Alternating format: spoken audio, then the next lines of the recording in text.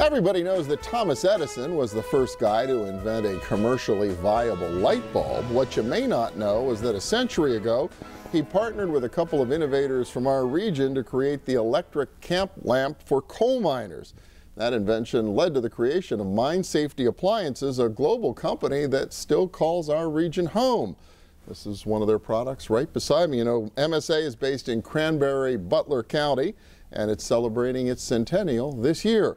John Ryan is the non-executive chairman of the board and grandson of the company's co-founder. And Bill Lambert is president and CEO of MSA. And welcome. Good to see both of you. Great. Thanks, Phil. Yeah, congratulations. A centennial is a big deal for any company, but for a big global enterprise like MSA, even more so. It's a great story. Sure is. It's my father said that the founding of the company was an expression of the creative use of frustration. In what way? Creative use of frustration? The two founders, my grandfather and George Dyke, were mine rescue engineers, and they were deeply frustrated with the tragedies that they experienced in going into mines and trying to rescue people, and all too often it was too late.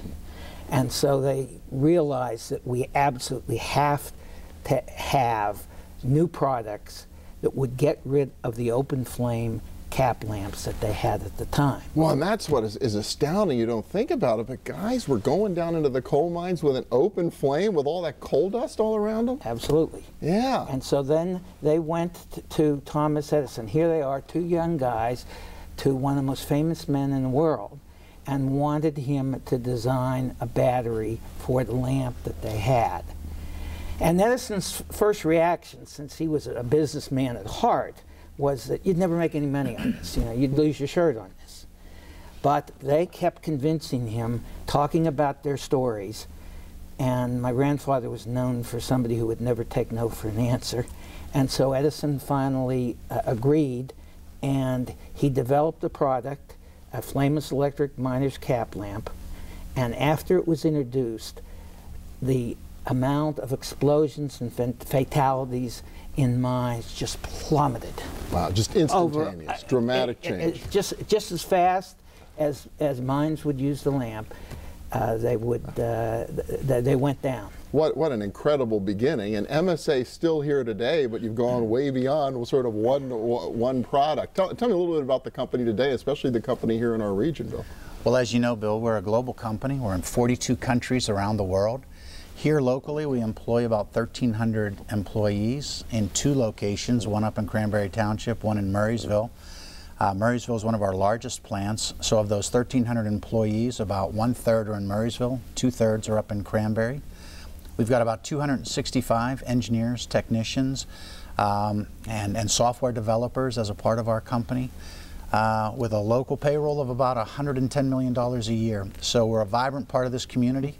We were rated one of the best places to work in Pittsburgh the last 3 years running, and we're really proud of what we're building here in Western Pennsylvania. Well, and still rolling out the innovations. Tell me a little bit about this one that's sort of dominating the set here today. What is this one all about? This is our brand new breathing apparatus. It's the most advanced, most technologically capable breathing apparatus for firefighters primarily, but also for industrial workers. We call it the G1 breathing apparatus.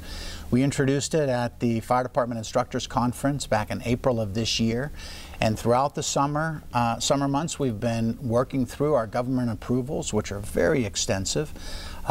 We have put more than 55 breathing apparatus through government approval tests, and last week the government told us that we had passed all of their testing and that they were just waiting for some reports coming in from other test agencies that also run tests, but we expect that approval imminently. And our Murraysville plant is geared up to produce that product, and we should begin shipping it. Really, by the time this show airs, we'll have already started the shipments of this breathing apparatus. And the breathing part is here, right? This is the mask that the firefighter would wear, right? And this is what supports it. Right. Yeah. This is the mask that the firefighter would put on his face, and he'd connect the regulator up here, and this is the air tank that would go on his back. Pretty amazing. So this is state of the art. So state of the art. It's just hitting the market right now. But also hard hats, and then what's the little monitoring device that you have there?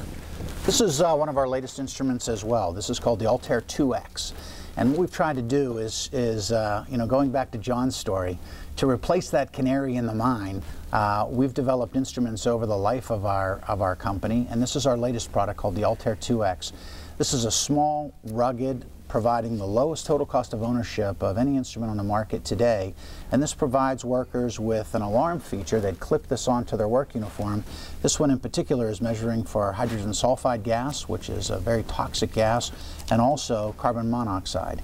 It's in a glow-in-the-dark case, so it kind of provides some illumination in a low ambient light environment. But brand new, the sensors that go into that instrument were developed by our engineers and scientists up in Cranberry.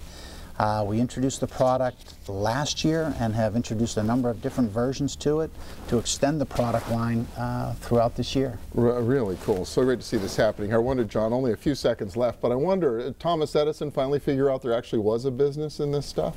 Oh yeah, and he, before he died, he said the product he invented that did the most for humanity was this lamp. Wow. And let me throw out, you know, my father took this company to the world way before it was fashionable. And our mission is that men and women may work in safety and that they, their families, and their communities may live in health throughout the world.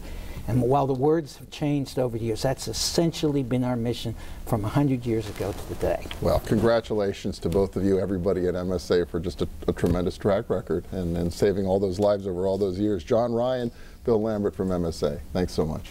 Okay, thanks for having us. Next up, small and mid-sized businesses are a bit more confident these days, and that could be good news for employees and for job seekers. We'll dig into PNC's latest Business Outlook survey when our region's business continues. Stay with us.